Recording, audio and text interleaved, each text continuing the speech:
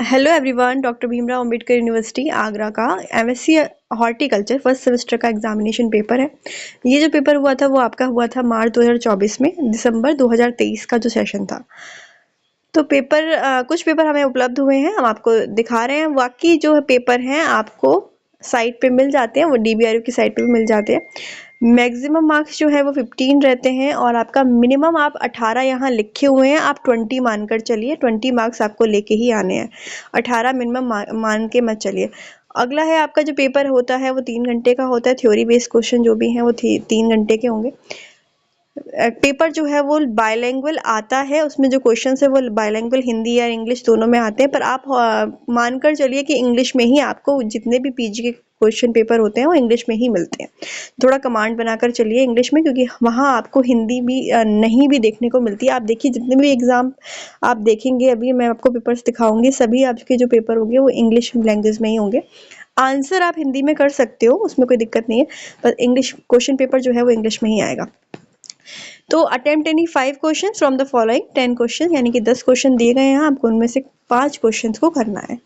तो पहला क्वेश्चन है, what do you mean bye physiological disorder, यानी कि फिजियोलॉजिकल डिसऑर्डर्स क्या होते हैं, उनके बारे में बताना है, जो ट्रॉपिकल एंड ड्राईलैंड फ्रूट्स में लगते हैं, और उनके कंट्रोल मेजर्स के बारे में बताना है।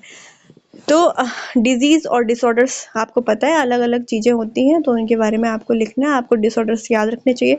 अगला है आपका write the definition of hormones and how they are different from bioregulators. तो हॉर्मोन्स है, यहाँ पे स्पेलिंग मिस्टेक हो गई है, हार्मोन कोई चीज़ नहीं होती।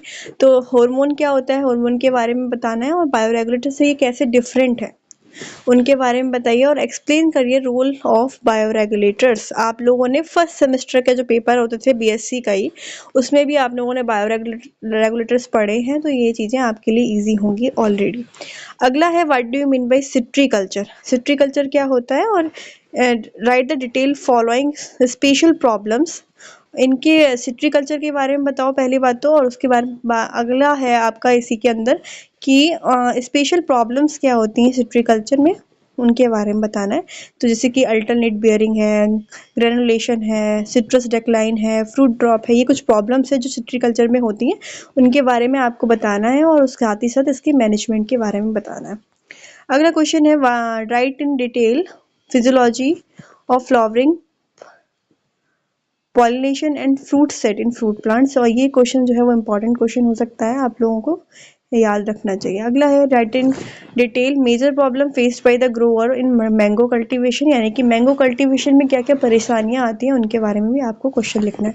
अगला क्वेश्चन है, describe the detail cultivation of papaya, cultivation of अनानास, है ना। अगला है आपका, right in detail cultivation of बेर, यानी कि आपको कल्टीवेशन से काफ़ी क्वेश्चंस आए हैं, तो आपको इनके बारे में ध्यान से पढ़ के जाना है। साथ ही साथ ट्रेनिंग प्रूनिंग से क्वेश्चन आए हैं, प्रॉब्लम से बहुत ज़्यादा क्वेश्चन आए हैं, मैनेजमेंट पूछे गए हैं, तो ये चीज़ें जो हैं वो आपके लिए इंपॉर्टेंट है। 9th क्वेश्चन जो है उसमें लिखा है, एक लिस्ट बनानी है आपको माइनर फ्रूट्स की, ठीक है, और डिस्क्राइब करना है उनका कल्टीवेशन, आपको एक टेबल बनानी है और माइनर फ्रूट के बारे में बताना है। तो इनके ये जो क्वेश्चन होते हैं वो थोड़े से बेसिक क्वेश्चन होते हैं, आपको इसमें अपॉर्चुनिटी मिल जाती है, अच्छे जो क्वेश्चन है, अच्छा मतलब आप इसमें अटेम्प्ट कर सकते हो। 10th क्वेश्चन है, right short note of any on any 4 of the following. Mango mall formation क्या होता है, agree export zone of UP for fruit, export potential for fruits, propagation method of falsa, canopy management of falsa plants, maturity index in of guava। इनके ऊपर questions आए हुए हैं, आप लोग देख सकते हैं। ये जो क्वेश्चन है समझाने के लिए इसमें कुछ भी ऐसा नहीं है, आप लोग को बस पैटर्न पता लगाना है कि कैसा क्वेश्चन आ सकते हैं, और बेटा आप लोगों को इन क्वेश्चन से बहुत हेल्प मिल सकती है आने वाले एग्जाम्स में। आपको मेजर अगर बात करें तो कल्टीवेशन पढ़ के जाने हैं, सभी क्रॉप्स के जो भी आपके सिलेबस में गिवन है, और साथ ही साथ डिसऑर्डर्स क्या होते हैं, बायोरेगुलेटर्स क्या होते हैं, और प्रॉब्लम्स क्या होती हैं मेजर फ्रूट कल्टीवेशन में, उसके बारे में आपको पढ़ के जाना है। अगला क्वेश्चन पेपर है ये 501, production technology of winter season vegetables. जो भी वेजिटेबल्स हैं विंटर सीजन वाली, उन पे फोकस करके जाना है। सिलेबस में जैसे कोल क्रॉप्स है, उनकी फिजियोलॉजिकल डिसऑर्डर, तो यानी कि फिजियोलॉजिकल डिसऑर्डर से काफ़ी क्वेश्चन आते हैं, डिजीज से ज़्यादा आपके डिसऑर्डर से क्वेश्चन आए हुए हैं। साथ ही साथ production technology of cabbage, seed production technology of carrot और ऑनियन या कैरेट एक के बारे में आपको लिखना है। मोस्टली आपको देखो कल्टीवेशन पे ध्यान रखना है। आपको एक टेबल बनानी है, उसके अंदर आप जितने भी क्रॉप्स हैं उनकी कल्टीवेशन लिख लीजिए, सीड रेट हो गया आपका, जो मेजर चीज़ें रहती हैं उनके बारे में लिख लो, डिसऑर्डर्स लिख लो, इससे आपको काफ़ी फ़ायदा मिलेगा।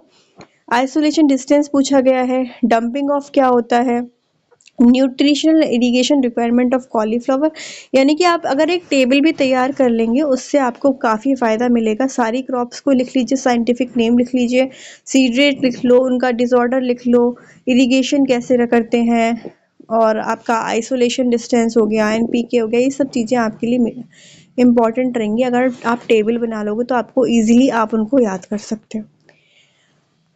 अगला है आपका इसमें भी आपको ये जो क्वेश्चन पेपर है 10 क्वेश्चन दिए गए हैं, आपको 5 क्वेश्चंस करने हैं। Discuss detail production of spinach lettuce, इन दोनों में से एक के और लगा है तो आपको एक के बारे में लिखना है, दोनों के बारे में नहीं लिखना है।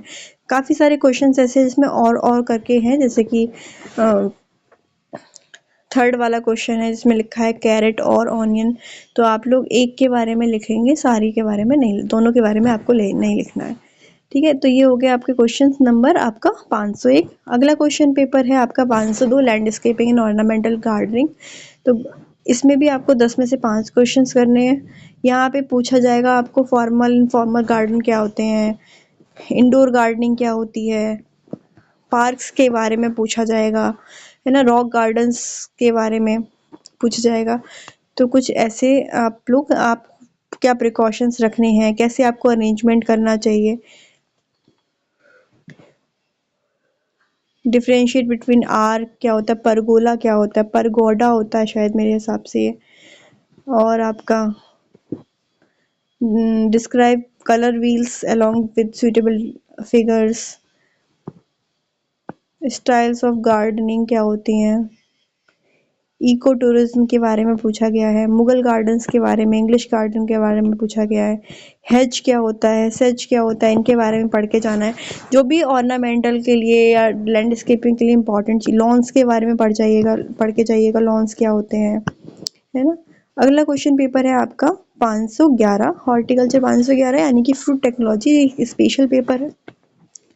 इसमें आपको ओवरऑल फ्रूट्स के बारे में पढ़ना है, जो भी फ्रूट्स के बारे में आप लोग पढ़ सकते हैं, यानी कि, और बाद में आपको पोस्ट हार्वेस्टिंग के बारे में पढ़ना है कि जेली कैसे बनाई जाती है और आपका स्क्वैश कैसे बनता है, ये सब चीज़ें भी आपके लिए इम्पॉर्टेंट है। प्रिजर्वेशंस कैसे करें, तो प्रिजर्वेटिव्स के बारे में पढ़ के जाइए कि कौन कौन से प्रिजर्वेटिव्स होते हैं, कैसे आप प्रिजर्व करेंगे आगे फ्यूचर में, है ना, जो भी आपका वेजिटेबल या फ्रूट्स होते हैं उनको कैसे प्रिजर्व करेंगे। Discuss the importance of fruit and scope of fruit vegetable preservation industry, क्या है उनका। ओवरऑल प्रिजर्वेशन पे क्वेश्चन आ सकते हैं, आपकी जो प्रोसेसिंग है उसके ऊपर क्वेश्चन आ सकते हैं, जेली फॉर्मेशन पे क्वेश्चन आ सकते हैं, है ना। फसाई के ऊपर क्वेश्चन आया है, एपिटा के ऊपर क्वेश्चन आया है, canning of pear, most important question है ये, canning of pear, jelmeter क्या होता है, वीपिंग और क्लाउडी और फॉगी जेली क्या होती है, पीलिंग के ऊपर क्वेश्चन आ सकता है, फर्मेंटेड और नॉन अनफर्मेंटेड बीवरेजेस के ऊपर क्वेश्चन आ सकता है।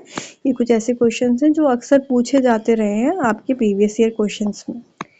अगला क्वेश्चन पेपर और मोस्ट इम्पॉर्टेंट क्वेश्चन पेपर ये है एग्रीकल्चर स्टैटिस्टिक का, यानी कि एक्सपेरिमेंटल डिज़ाइन। मोस्टली जो बैकलॉग आते हैं वो इसी पेपर में आते हैं, बच्चों को इस पे बहुत फोकस करना चाहिए क्योंकि ये आपका फर्स्ट सेमेस्टर ख़राब कर देता है। तो आप लोग को थ्योरी पे, अगर जो कुछ बच्चों का जो मैथ वीक है अगर, तो वो लोग थ्योरी पे फोकस करके जाएं, थ्योरी अच्छे से पढ़ के जाएं जो भी आपके सिलेबस में है, क्योंकि इसमें बहुत ज़्यादा प्रॉब्लम आती है बच्चों की बहुत ज़्यादा बैकलॉग आती है स्टैटिस्टिक के एग्ज़ाम में। तो ये कुछ पेपर हैं, आप इन्हें ध्यान से पढ़ के जाइए। अनोवा क्या होता है, आरबीडी क्या है, आरबीडी के बारे में अगर आप मैथ्स थोड़ा कमज़ोर है तो आप थ्योरी पे अपना कमांड बनाकर जाइए, क्योंकि आपके लिए थ्योरी बहुत ज़्यादा महत्वपूर्ण हो सकती है, आप थ्योरी से भी पास हो सकते हो।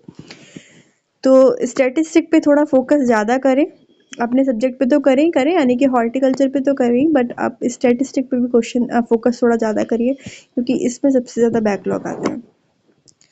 तो ये थे आपके क्वेश्चन पेपर, मैं आपको स्लोली दिखा रही हूँ जिससे आप स्क्रीनशॉट कर सकते हो।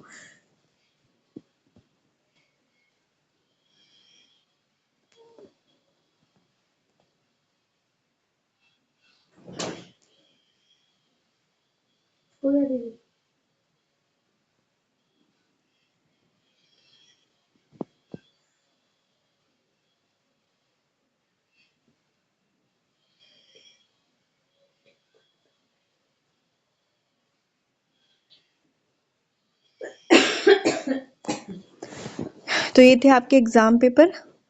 All the best for exam. Thank you and have a nice day.